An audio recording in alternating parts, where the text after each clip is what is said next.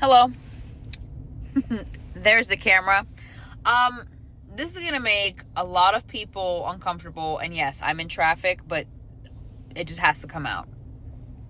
It has to come out, and I'm gonna say it all as best as I can, and as fast as I can, before I really start driving, and then the phone falls, and I gotta reorganize or whatever. Your comfort zone is the reason you're not growing, okay? Your comfort zone is the reason you're not growing. You need to break out of your shell. That shell of yours that I don't care how beautifully you've knitted the shell. I don't care how much you've tended to this cloth to keep yourself safe. You need to rip that open, and it's time to change. You're delaying your own metamorphosis by staying in your cocoon, because staying in the cocoon means you're comfortable. You know what's wrong with being comfortable? You're complacent. And when you're complacent, you let anyone and anything just do whatever. That's not how you grow. You grow by taking control, which is a very good thing. Stop thinking it's not a good thing. You're not a dictator. You're not running a totalitarian state. You're not president. You're not a governor. You're not the mayor. You're not even you're not part of the Senate. You're not a politician. So why is it that you don't think it's good to be in control of your own life? It is such a good thing to be in control of things.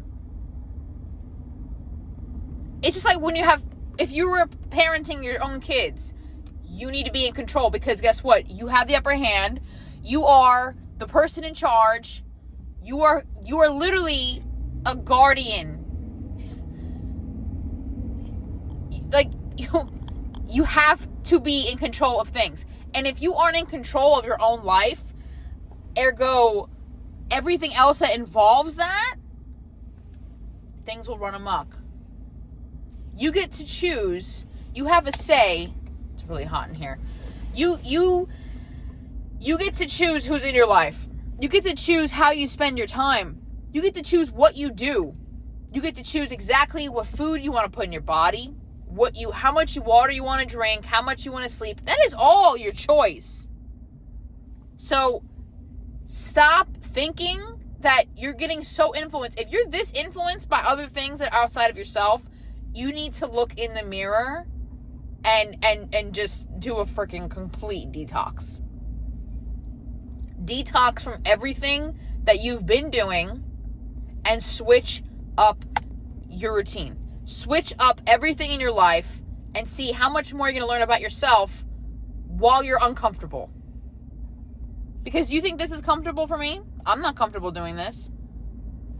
I'm pushing myself to speak up because now I have a voice. I've always had the voice, but now I'm understanding that, wow, I can actually use it. Like, what have I been doing?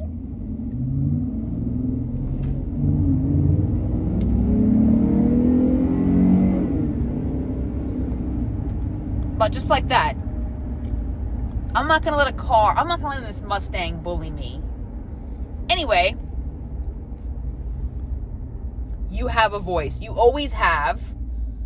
I know that people have tried to shut you up, and maybe they've succeeded. Maybe you've let them succeed by you shutting up. There is no need for you to give them that power anymore, because you have the power. Take your power back. Take your power back by pushing yourself to literally break free of your own comfort zone. The whole point of the comfort zone is that once you expand it and you get used to not being comfortable, you will completely grow and change and develop into another person and a new person and a new person. And then eventually you're like, oh my God, who am I? Again, 5 years later, you look in the mirror like, who am I? And you're like, wow, I've done XYZ in the last 5 years, but 5 years before that, I was doing one thing, and that was what? Getting up and feeling sorry for myself. There's no point. There's just no point. I didn't realize how difficult this would be driving, and I'm holding the phone. Whatever, I don't care. This needs to be said. It needs to be said because I'm getting a little pissed off. But again, it's not under my control what people do with their life. But you have a lot of potential, and you're not taking control of it. You're not using it. You're not even acknowledging it. You have all this potential. What's it for? If you're not going to do anything with it, you know how depressing that is? And a lot of people, they see your potential too. But there are people who, I'm not going to call them fake, because if they don't know you and they can already see your potential, they're just going to think to themselves, that's a shame. If they're not doing anything about it, maybe we can call them fake. But if someone doesn't know you, are they fake though? Because when you first meet someone, you can call them fake, but they don't know you enough. But if they're a real person, I guess we could call them fake. If they're a real ass person, they're going to tell you, hey, why don't you do something with this? Like, hey, you know how to draw really, really well. Why don't you do anything with that? Hey, you write really well. How come you're not doing anything with that? Yo, if you can sing, you have a talent. You have a skill. Why aren't you doing something with it? If someone's saying that to you, and you're like, you brush it off, you're not too far gone. You can still be successful with it. You can still turn this into something new. You can still change. It's never too late to change. But you have to break free of that cocoon. Because it's just like Bug's Life. Oh, I never remember that caterpillar's name. But that caterpillar, he was eating the whole movie. The whole movie! I don't know how long he's been a caterpillar for. He's been a caterpillar for, let's say, X amount of... Maybe it was the right amount of time. But the whole movie, the entire movie, this caterpillar is literally engorging himself and eating. And then, last second, cocoons, turns into a butterfly. Yeah, make fun of his wings. He's got these baby wings, and he's still a caterpillar. But you know what? He still transformed. He still went through metamorphosis. He still got his wings. What are you doing? Are you waiting for your wings to keep growing, or are you just letting them getting clipped? Are you letting them get clipped? Because that is a damn shame. Like, it's just, there's so much more you can be doing. And I don't mean, go start a revolution, end world hunger. Start small. And then it will be a snowball effect. But you have to break out of that shell. You have to break out of that cocoon, because that is holding you back from the rest of your potential. I remember somebody told me this once. They told me that someone told them, and then they told me this because they were looking at me. They were, we were about to start dating.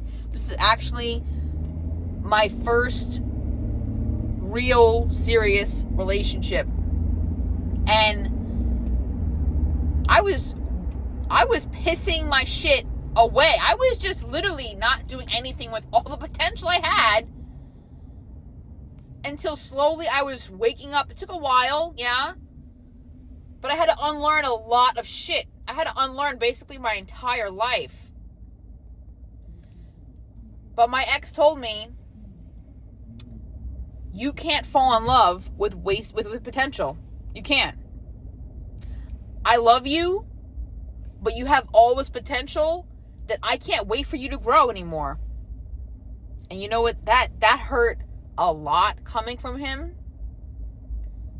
And it woke me up. I was like, wow, I really gotta I have to get it together. like what am I doing? Because he saw that person. He saw that person in me. And he's like, wow, this is where you could be, but you're choosing to be down here. Because at this point, it's a choice. It was like a dog chasing its tail. You're choosing this.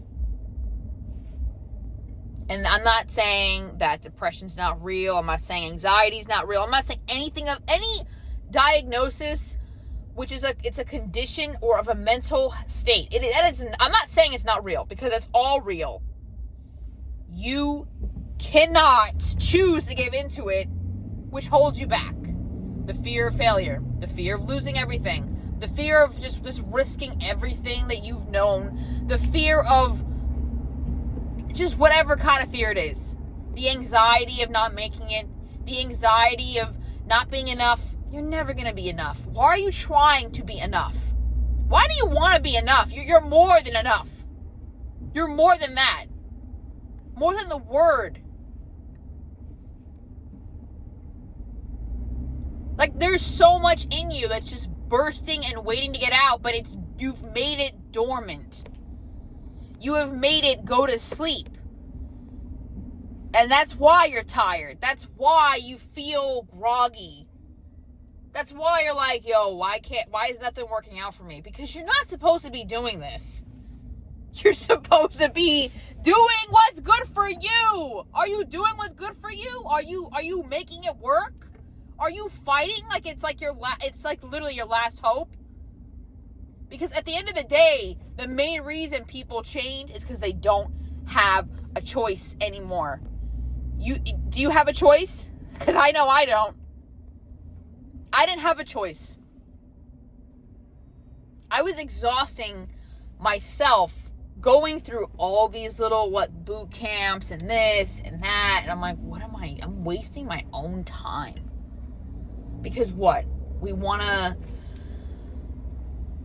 learn how to make money so bad, but why are we focusing on the how and everything else that comes with it, instead of focusing on it, focusing on doing it? Just do it. That's why that became Nike's logo. Stop thinking about how, stop thinking about why, stop thinking about when, and stop thinking about where. Think about just doing it. Because once you start doing it, you're not going to want to stop. And then things will just fall into place. Oh.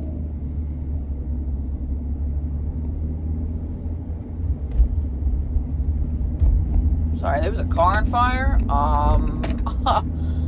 Wait. That's crazy. God bless. I hope they're okay. The whole car was just burned. And that, whoever survived that, I hope they're praying to God, because no one's going to save you from that. You get into a car accident, you don't know what's going to happen. And this is another thing too. You always have to remember that God is waiting for you to wake up too. He has a plan for you. And he's waiting. He's like, I've already done everything for you. I have put everything in alignment on this path. And if you're not choosing to walk it, because it's uncomfortable as hell. Yes. But you have to get used to being uncomfortable. Because you know what happens when you're comfortable? Like I said, you're not just complacent. You don't want to grow when you're comfortable. if you have everything you need and everything you want, this is why people who have everything and they're not a generous person, they're not a good person, they don't have the same morals as somebody who is, they just want to take care of themselves, their family, their loved ones.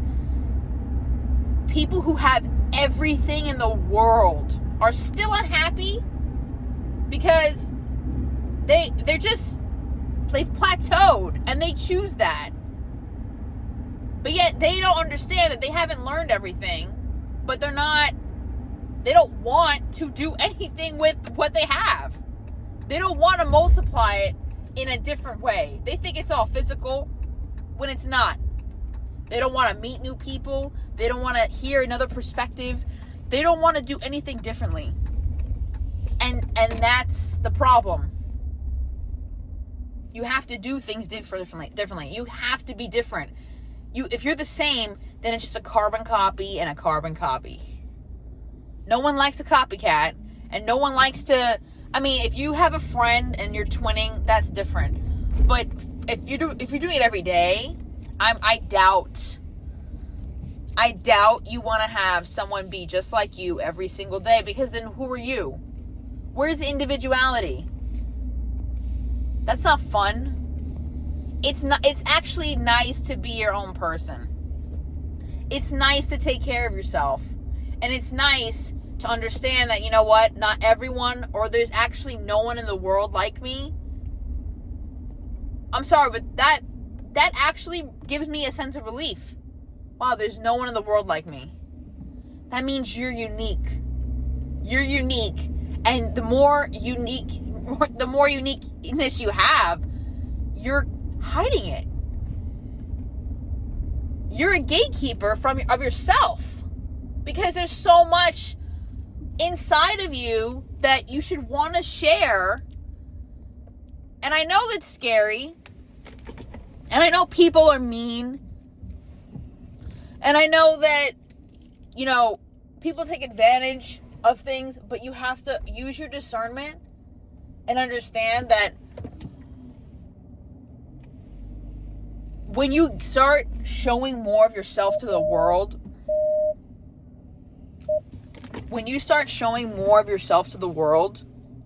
part of your discernment should be used towards, okay, there's going to be different kinds of people that I've already met before. How do I identify them? That way I don't have to go through the same patterns. Because when you're a changed person, don't think things are going to be this. Don't think everything will be. It won't be the. I can't even think. When you're a new person, you're still going to get tested. Okay? And that means that the same people who were trying to, let's say when you had nothing and you didn't make it at all, and you didn't do anything with your life, the same people who were trying to take things from you because they see that, wow, they have great energy. I don't like when people say that. When people say, you have really good energy, immediately my mind goes negative, because I'm like, why are you pointing that out? There's a lot of things that when someone understands something, they don't need to blurt it out. He who knows understands. It humbles them. It's like, wow, they have really, in their head. When I meet people like that, I don't tell them. Because one, they could have an ego that's very big. I don't know, and I'm not going to blow up anyone's head. Number two, you don't know if this is a front. They may have really great energy, but once they open their mouth, it's like, oh, that was a lie, So when someone tells me that, or I hear someone tell me that someone told them that, I'm just like, it sounds like a vampire. It sounds like they're going to suck out your energy.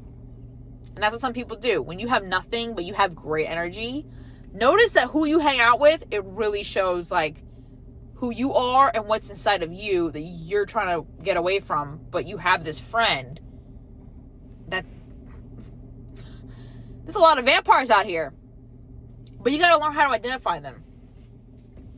So if you have people who are trying to suck your energy, they're going to drain not just your energy, but your social battery.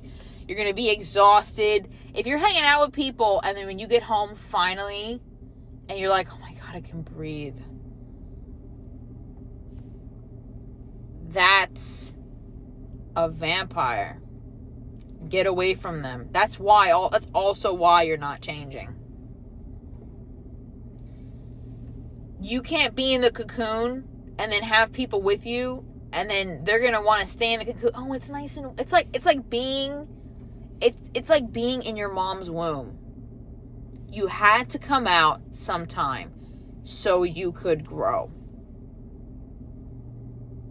You can't be in the womb forever. I know it's warm. I know it's comfortable. It's so comfortable. But it's just like when you getting up in the morning. The longer you stay in bed, you're wasting your time.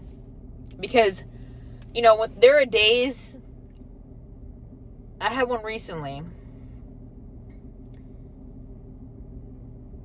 where I woke up and I didn't do anything all day.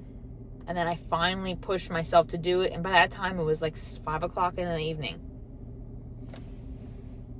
But then when I'm done with the gym and everything, and I'm trying to rush to get ready for the next day, it's already 8. And I'm like, wow, I should have been in bed.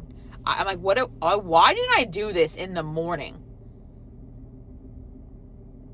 Because you can't delay things and then do them. And then you want to rush through it so that you can reset for the next day. That's not going to happen.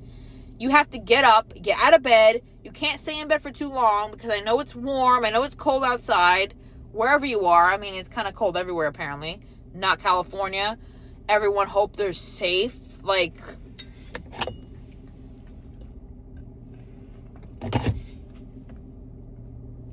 But you really can't expect to stay in bed, in the womb, in your cocoon, and grow.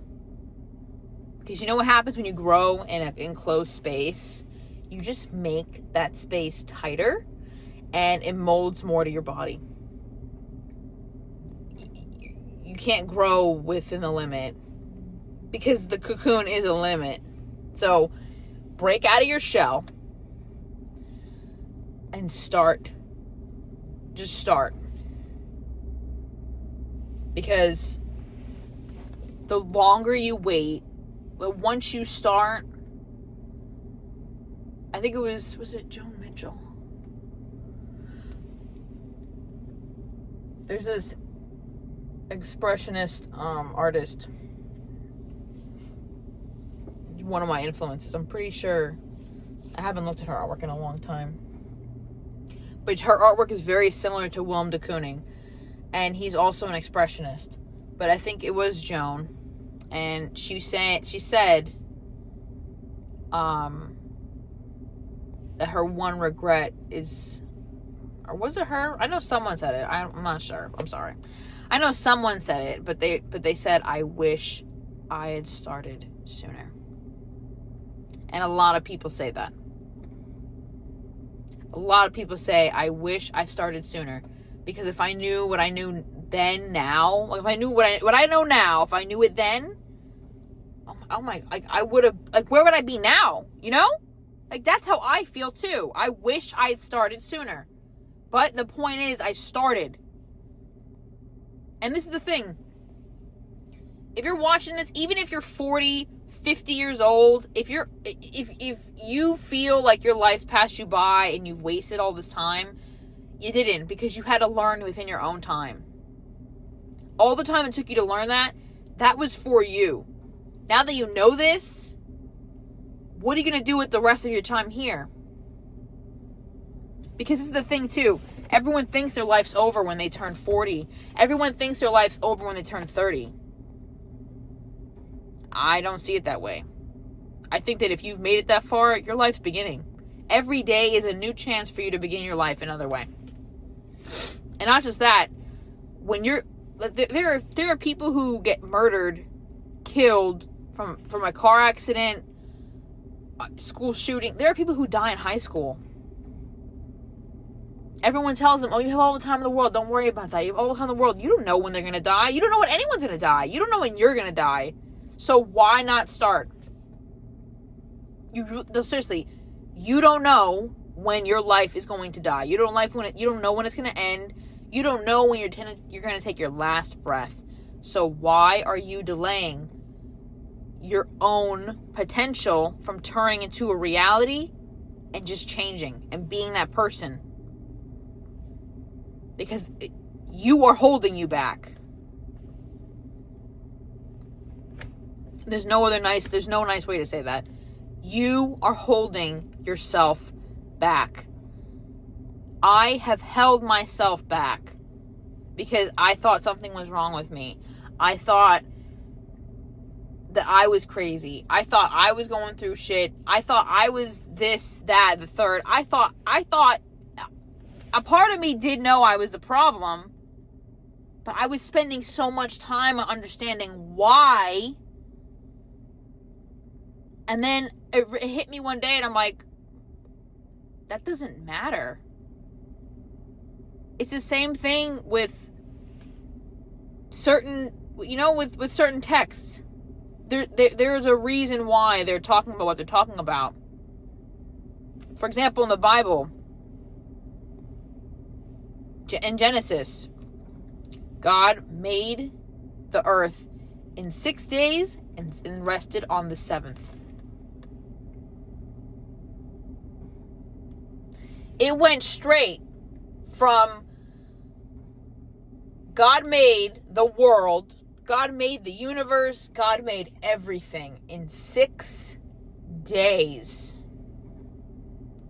First of all, think about everything.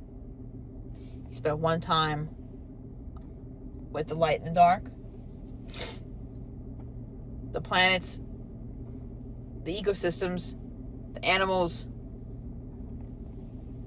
Somewhere Adam and Eve were there, and then he rested.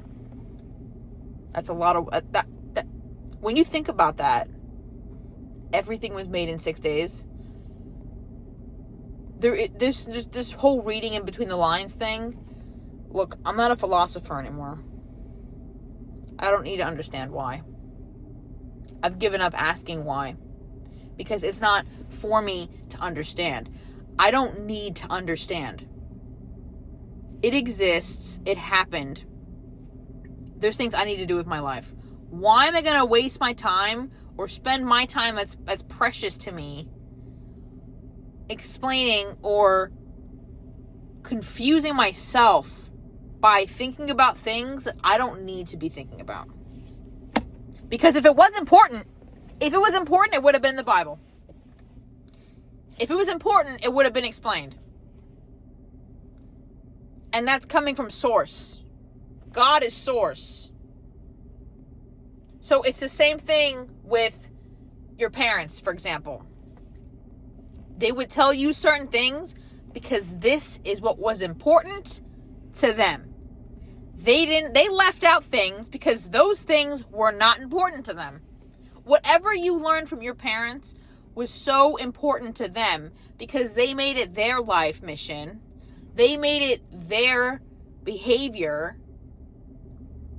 Like seriously, rethink what everything is. Because when things are important to people, they're going to bring them up. They're going to talk about them. If things matter to people, they're going to talk about it no matter what. So if it's not important to them, if it's not important or it's not important enough to them, where they're going to bring it up all the time. Let's say, for example, you have a roommate and, you come home from work and let's say your roommate doesn't work. Let's say they think they're going to just find a job somehow, but they're not applying, they're not going out, they're not looking for a job, they're not actively, tweaking their resume, they're not doing this, they're not doing all the steps it takes to get a job. But you already have a job, and you come home and the house is trashed, The apartment is disgusting. There's the garbage that hasn't gotten taken out. The dishes are still in the sink and they're just piling up. There's laundry that's not even yours. It's just all over the house. Like, the house is disgusting. The way that is, those things, taking care of the house, making sure things are clean, that's not important to that person. And maybe they are depressed. Maybe they are going through something. Maybe they're just lazy.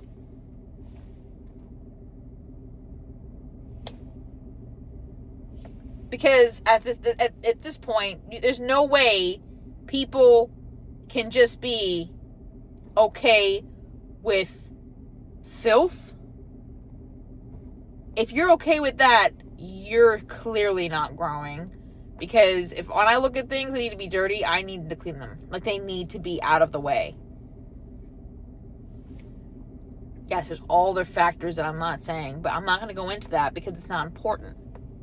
It's not important to keep going in and in and in.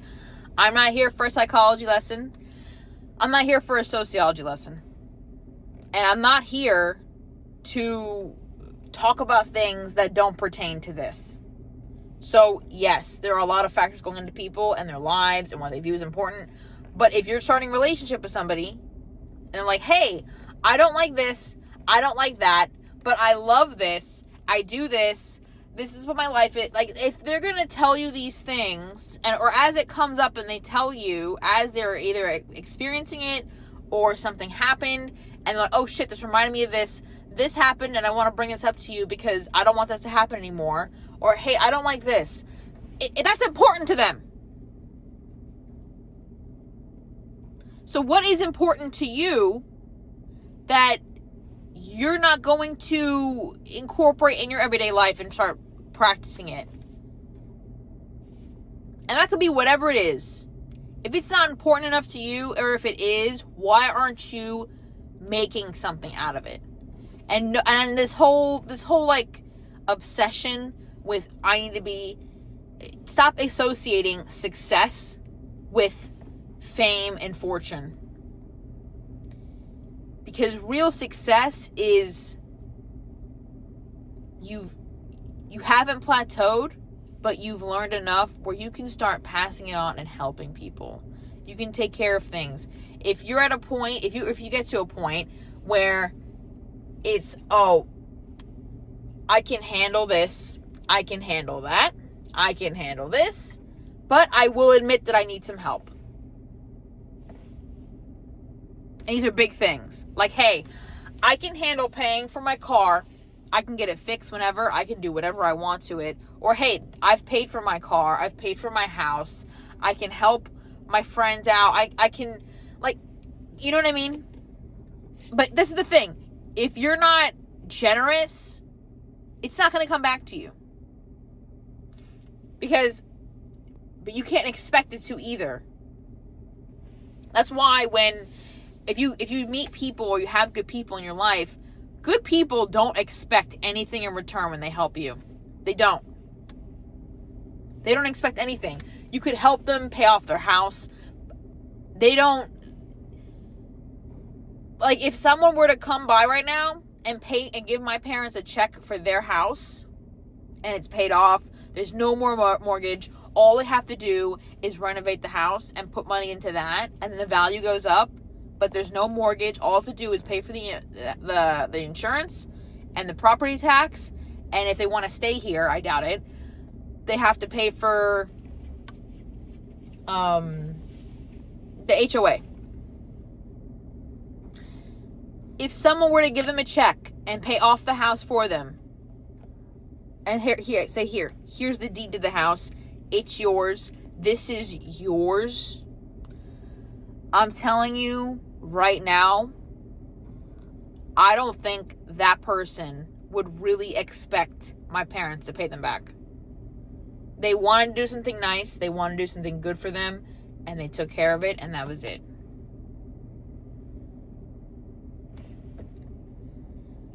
Moral of the story is, if you get to a point and you just want to give away things because you want people to either be less stressed, because let's face it, anything physical, anything 3D, anything on this earth, it's not going to bring you happiness. It's not. And God made it so on purpose so that you will always go back to him. True fulfillment is with the person, the being that created you. Only they're going to know that because they created it. There was so much love in God's heart. And this gets me, I'm not going to cry. There was so much love in God's heart that he was like, wow, I don't want there to be darkness anymore. I don't want there to be darkness. Let there be light. Let there be life. And there was life. There wasn't just darkness. Because you have to remember that when something exists, the opposite has to exist. So since there was absence of love, absence of light, absence of life, God did the opposite. Because you can't erase something. You can't. Not yet. While things that are existing, that are a part of this cycle of chaos and order, there needs to be a separation of the two. You can't deplete one and then have one exist. No, either everything exists or nothing exists.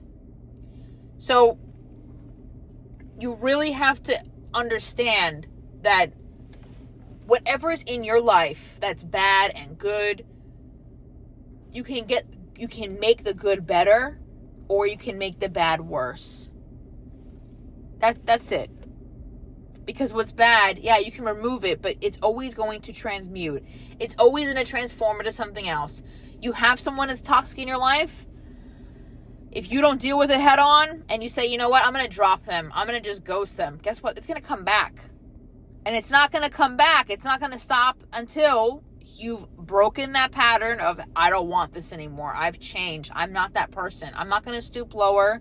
I'm not going to lower my vibration anymore and operate on that frequency. So whenever anyone else comes into my life and they're on that frequency, they're not going to touch me. They're not going to affect me because I don't see them anymore because you're not there. That is true growth. So once you break out of that cocoon or that shell, there shouldn't be one anymore. Learn to build armor for yourself, not a cocoon. Once you do the cocoon, you isolate and you go away from the world. And it's no longer, oh, you exist, Jessica exists within this world. No. It's Jessica versus the world. That's too much of a burden. Too much weight to carry. I don't believe in Greek gods, but you're not Atlas. You're not Atlas. You're not going to carry the weight of the world on your shoulders. You can't even carry a country, let alone a planet. So no. Break the shell. Think about Thor's hammer. If you can hold that, you're going to hold it now. If you choose to be stronger, if you choose to wake up and be like, you know what, I'm going to do better. I'm going to be better. I want to be the best version of myself. I don't want this anymore. You're going to feel like, yeah, I don't have a choice but to change now. So break out of that shell. Let your wings spread out and just start your new life. Start whatever avenue you see, anything, because everything is yours, and it's literally yours for the taking. And I hate to say this, but capitalism is not going anywhere. I'm not saying you might as well join, but why not make something for yourself while you're in this mess? Because what happens when the system breaks, when the system falls, and you don't have anything, and you've been relying on the system?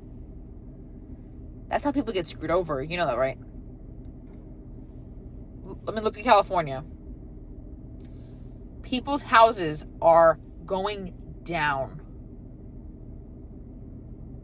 God knows what's about to go down after this gets cleared up. People are going back to their houses like, wow, my whole block is burned down. What do they have? They don't have a choice but to start over. But, like, you can't rely on an insurance company to cover you when they really don't. That's a scam, too. So you really got to start relying on not just you, but just, you have to rely on God to help you through this, because all of this 3D BS, it's not for you. It was never for you. The system isn't for you either. The system is for itself. You have to find what works for you within it so that you can break free of it, and it's not going to hold you down. Like, I'm sorry, I doubt you want to work until you're X amount of old, and you can't even, and at this rate, all this inflation, are we going to retire? And will I be able to retire? Am I going to make it to retirement? No, who knows? Who knows at this point? Who knows that Social Security it's going to run out eventually? So you got to take care of you. You got to start changing how you're going to be. Because